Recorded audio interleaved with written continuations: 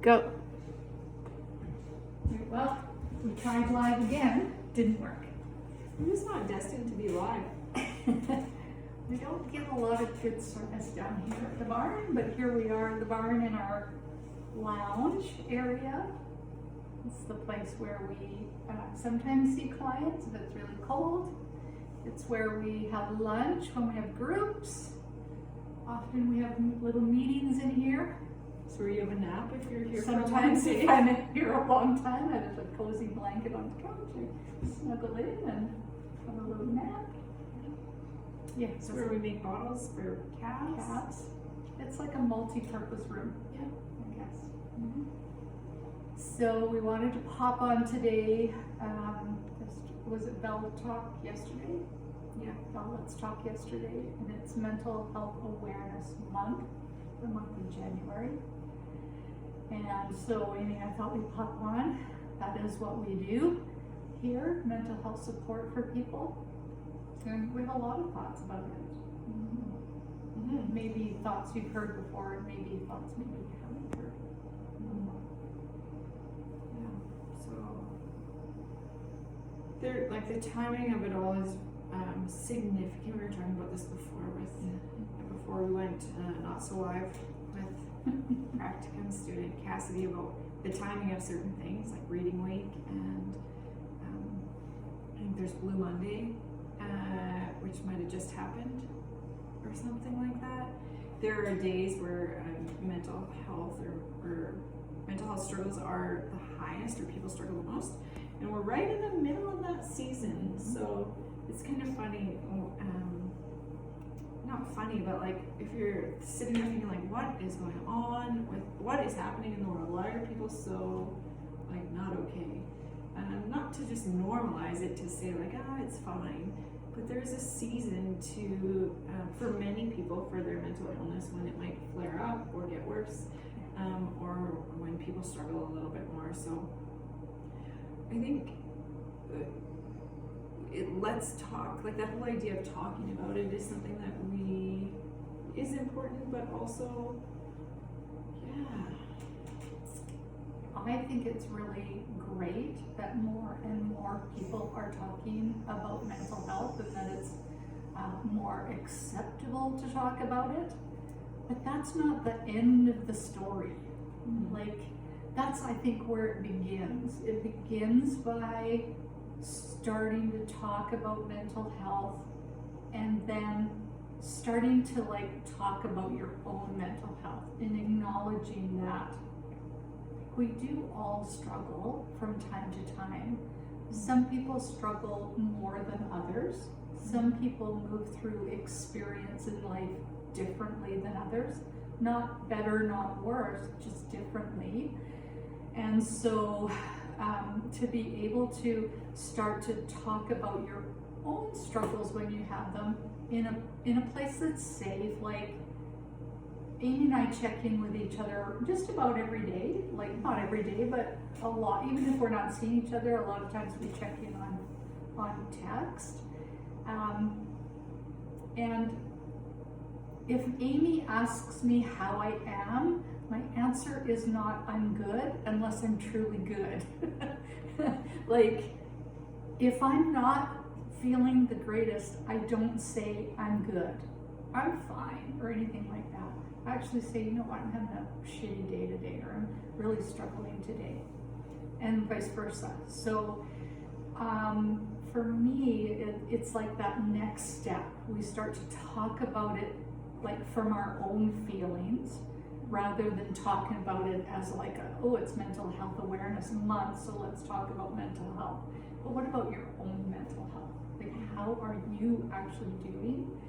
And the fact that it's okay to not be okay. It's normal. Like, it's normal to have bad days. It's normal to have like a couple of days in a row where it's like, I just don't feel great. And then I think for me, the next part of that is to become aware of why that's the case. Like, that's interesting, I'm feeling this way. Oh, maybe this or that, or I think it has to do with this, or it has to do with that. and then finding that place. And I think it's important too, like, I have a lot of thoughts about what you just said, but that sometimes we don't have a lot of language around feelings. Like, if someone says, how are you? And all you've ever said is, I'm good. How would, like, to build that language, so to be able to say, oh, I'm actually quite anxious today, or my anxiety's up, or, you know, I'm struggling with some dark thoughts. To be able to have that language and to be able to put the language to the feelings or the experiences. It also can be scary if you tell somebody the truth and they are not sure what to do with it. Yeah. So it's important, like, to talk, but it's also important to, I don't know, I'm gonna switch gears here. Can you imagine if you walked to the grocery store and a quarter of the people, 1 in 4 people, had just broken arms, like had a cast on, or something, like how strange that would be, 1 in 4 people struggling with a broken arm. That would be cause for alarm. If that happened in like anything else, it would be a public health emergency. And the truth is, with mental illness, it affects 1 in 4 of us in any given year, and it used to be 1 in 5, but through the course of that pandemic, that jumped to 1 in 4 pretty darn quickly. And so that's 1 in 4 in every given year, any given year, and by the time we're 40, I'm not quite 40 yet. She likes her wondering. Yeah, 1 in 2 of us, so 50% of us. And then as we age, that just goes up when we consider things like, you know, navigating things that happen in those later seasons of life, maybe dementia, things like that. If we consider all that mental health related, if you get through this lifetime without being impacted directly by mental health, whether it's a mental illness or a psychological injury, you're actually probably in the minority of people. And I think that it's not to like normalize it, because it is something that we can do stuff about. It is like an injury or an illness that can be treated and be helped. And for some folks, it's a lot harder.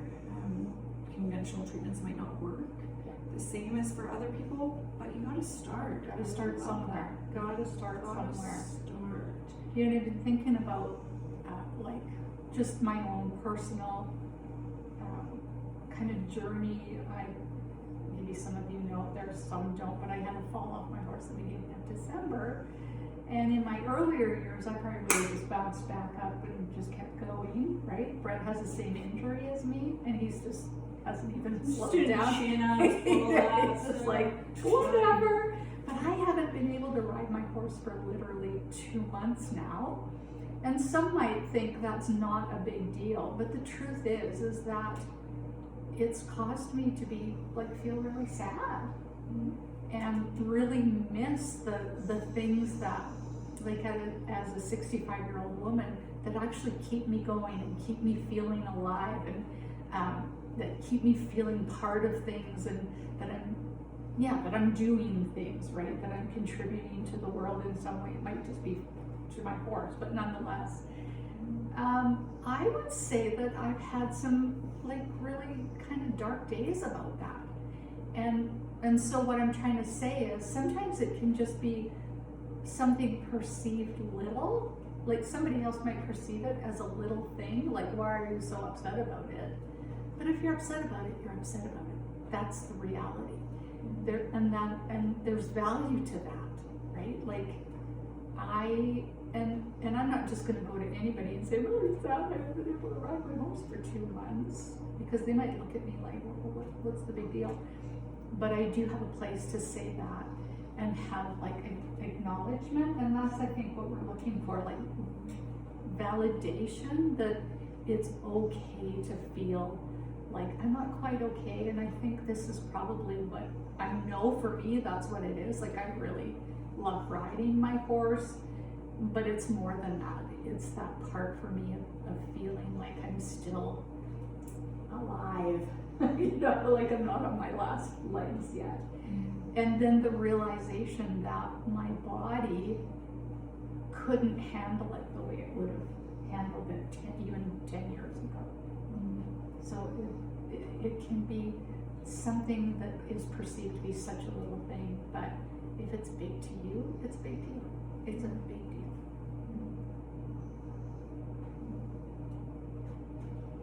And like when you say 1 in 4 people are walking around the grocery store with a broken arm, they've all been to the doctor, hopefully. Well, Right? They want to just be like the takeovers can tell one friend to be like, you think I hurt my arm, and the friend's like, just Like, oh, oh this shit. book worked for me. Right. Okay, like get your ass to the doctor. Doctor. You need to figure out what's wrong with your arm.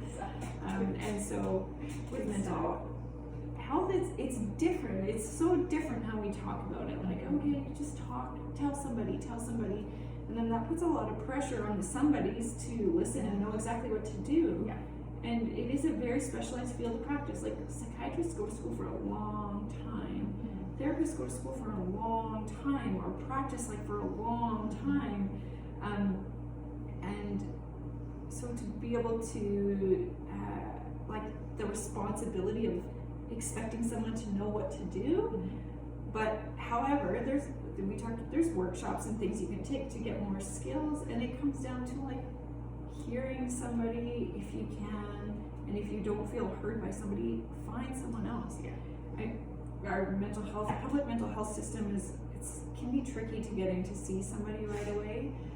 But there are crisis lines. There's the new suicide, like international line. What is that one? You're asking Is it somebody 811? who doesn't care about details. I think so. But they're like, it's that important that the feds have put some money in. They've invested in this service because it matters, and that's like people on the other end of those crisis lines. Like that's what they're paid to do, or they're volunteering to do, to be the person on the other end of the phone, and they have some training and some skills to be able to listen and help walk you through. Yeah, and get you to where you need to be. Right? Yeah. And sometimes it's a journey. For some it's a lifelong journey, and it's a daily battle, and they're still doing it. It is quite admirable to see people still getting up and trying something different and trying something new. And those moments where they may experience some joy or some relief from whatever that's happening. Actually, that's why I do what I do. Oh, absolutely. One of my things is to stay an open-hearted person, even in doing this work and sitting with people through some of the deepest, darkest things that Hollywood couldn't even touch. But I cry, like the tears fall out of my eyes or my heart, the tears fall out of my heart less hearing the pain, and more when I see like those moments of like something lift or something change, or I don't hear from somebody and then I hear like years later like, hey, I'm doing good. Yeah, totally. That's why I do it. That's what keeps me going, and why Yeah, for me, it definitely blessed to do what I do, to sit with and in somebody's pain with them, and be able to hold that in a calm presence for them. Like that really is our job. That is what we get paid to do, is to be able to be that person that can sit with others in pain and support them through it. Like there's no fix, you know what I mean? Like it's not that things that have happened in our life they just go away, or we forget about them. Unwalk through that door. Like how do you unwalk through That's that door of trauma, or even like dancing with a mental illness? How do you unlock? You can't unwalk through that door. You can't go back. You can't change experiences in life, but for sure we all can make shifts. Probably heard me say this before, but it's freaking hard work. It's hard work. It's not easy. It can sometimes be ugly and painful, and all the emotions come out. But when you get to the other side, what if we can look at those experiences in life and have a different perspective on them? It's not so much they didn't happen, but we can look at them and just look at them differently. Yeah, and maybe there is a little bit less of an emotional charge the voice inside your head, like your own internal self-talk is just a little softer, a little kinder. Because it's not helpful if you're having a shitty day and you're like, hey, you lazy piece of shit, get off the couch. Like, okay, I'm motivated. Look at me, I'm motivated. So helpful. No, like, oh, such a loser. That's not nice. Or people that say, just get outside and move your body and exercise and you'll feel better. Not always. Yeah, like if that's your jump, if that's your like push or your little, like if that's like the thing right on the edge, but I feel like, it's not gonna help your mental health. Or if it's like, not today. Exactly. Like if I have a bad day and I just barely get my teeth brushed, I'm pretty happy. Like, all right. Yay, got my teeth brushed. I also have learned, and I still don't do it well, but I'm learning to be okay if that's the best I've got on that particular day. Literally, like I brushed my teeth and now I'm gonna go watch Netflix, and that's okay. It's okay. Or I'm just gonna cuddle my dog. Because on those days, I don't even have it in me to drive out here to see my horse, which if anybody of you out there knows me, I kind of like my horse a lot. Well, we all do. Everybody with horses likes their horses quite a bit. So when I can't get out here, if I don't get out here 3 days in a row, you're suspect, aren't you? Oh, that's when I text. I'll give you one or two days. And yeah, I mean, but having a good friend where you can do that, or somebody who will notice if you're not there or something's up. I wanted to talk a little bit too about what you said, like how important your horse is, and how that's tied to like the bigger things though, like who am I, who do I matter to, how do I like my purpose and my vitality and stuff like that. And there's different like things, layers I think to self-care, and there's some of those like not maintenance layers, but like the things you can do to take care of yourself, from like starts like even like hygiene or having a drink of water, stuff. Like it can be stuff like that. It can be harder things, like if you are starting to go to the gym or moving your body, stuff like that. It can be making the doctor's appointment, the dentist appointment. And sometimes it's like, if you're really not okay, getting your butt to the hospital, or asking someone to take you, or calling a crisis line or 911. And if you don't think you can do it on your own, right? No, I feel like you have to do it on your own, and don't think you can do it on your own. Most people are trained on the other side. Like if you're like, oh, I don't think I need an ambulance. Well, you could call somebody who's trained at triaging those things and talk it through with them. And that's actually, they'll help you make that decision. But, yeah, I'm feeling a little spicy right now. Are you? But this all right, Amy, have anybody seen Amy spicy like that? This is my thing. Like, I am so passionate about mental health. It's,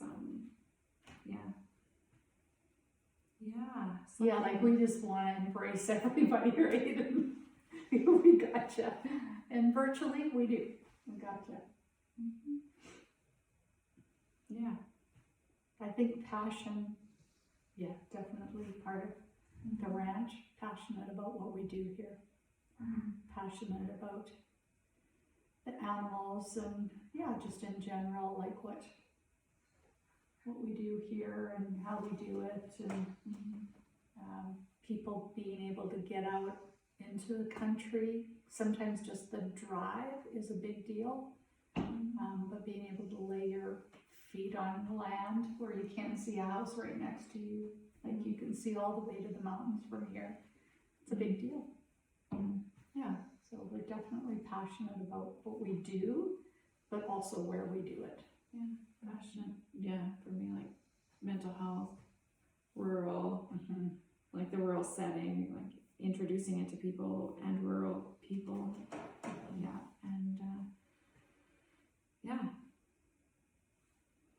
Help supporting mental health, whether that's through the deep therapy work or team building with your organization, with like the goal of improving mental health or mental wellness and connection and memories, like that's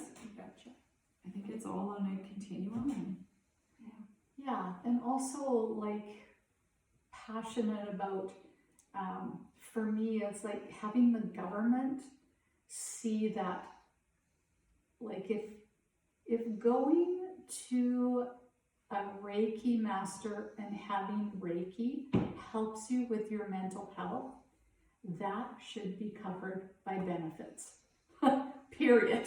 Right? So I'm kind of passionate about that. The government does say they are all about helping people access mental health and all that. But the truth is that there are things that people access that really do help them that they cannot get. yeah, they're not means. They're not regulated, they're not, and the government are the only ones that can do that. So if there's something you do that really helps you and it's not regulated or the government isn't helping to do that, talk to your MLA and get them on board, because anything that helps somebody, they should have support for. 100%. I don't care what it is. And think a lot about like, I'm really connected to the Western sports industry and how like concussions impact a lot of people, and getting that specialized support costs a lot of money, and it helps people. It changes their lives for the better. So finding, if you have extra space in your heart and you have extra energy and you're looking for some kind of purpose, if that's important to you, then doing that advocacy work, sending a letter, making a phone call. Yes, it would be weird to see every fourth person with a cast on their arm. But again, and also the truth is, if we didn't have health care benefits, maybe those people would be walking around with broken arms and not doing anything about it because they couldn't afford to go and do it. That is what's happening with our mental health. People aren't going because they can't afford to go and there's no support. Well, that's got to there change. Well, there is, but there's a lot of roadblocks. Yeah, it can be hard to get in. So yeah. So what I'm saying is if we were to compare apples to apples, right? Totally.